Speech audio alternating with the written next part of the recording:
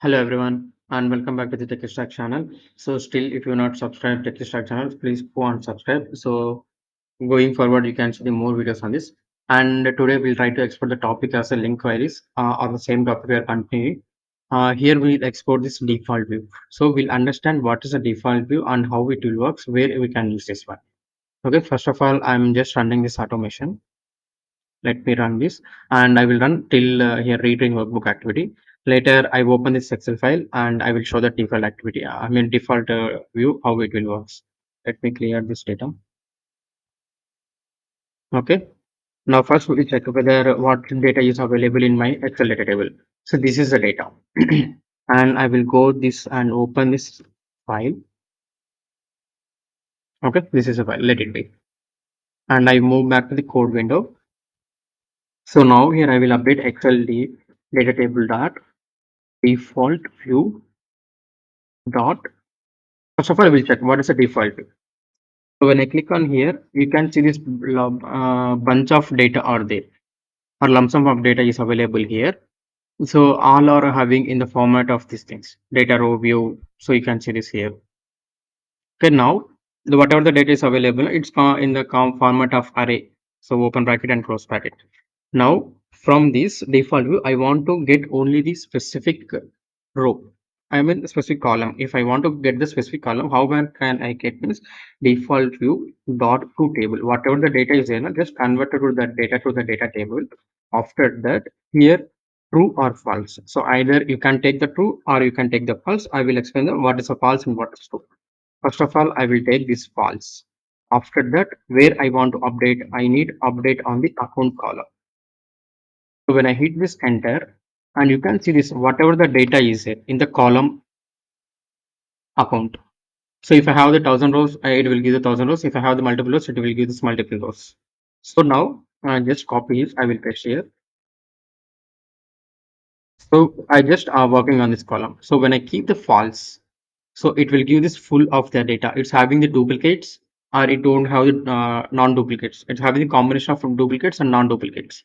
Now, when I apply here true, what will happen? Just we'll see what will happen.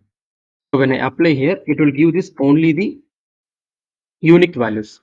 So in this particular column, where is this? Okay, in this particular column, what are the unique values? So let go to this data and I will remove this field, I mean duplicates. So let me remove this duplicates. So when you check here, I have this only the two unique values. So whatever the data of regarding the two unique values, it's updated here. So if you want to duplicates, you can go with this false. If you want to only the non-duplicate values, then you need to go for the true.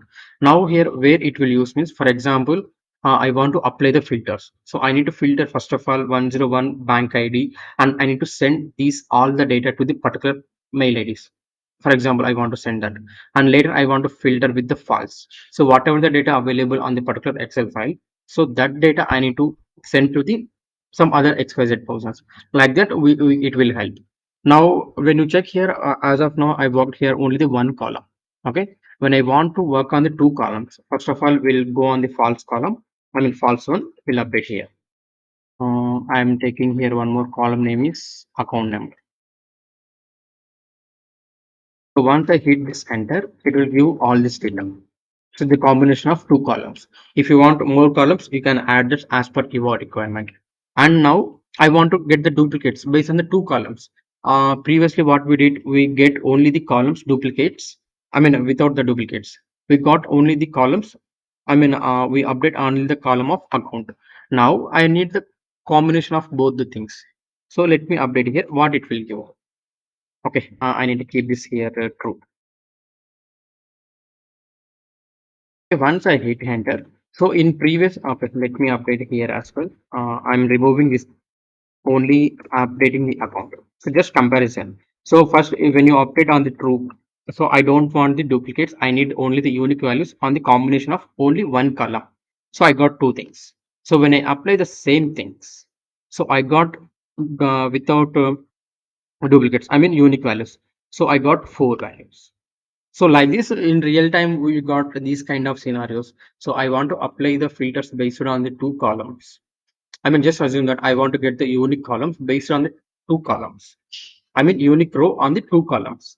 For example, just assume that these two are the unique columns, and these are all the non-unique, and last one has a unique. So total I have the three columns. So based on these three columns, I need to filter. I mean, this is one of the example and so like that it will come. So once this is done, so we can apply the filters, whatever the rest of the data is, you can apply that. If you enjoyed this video and want to see more like it, make sure to hit that like button, share with your friends, subscribe to our channel, and don't forget to turn off notifications so you never miss an upload.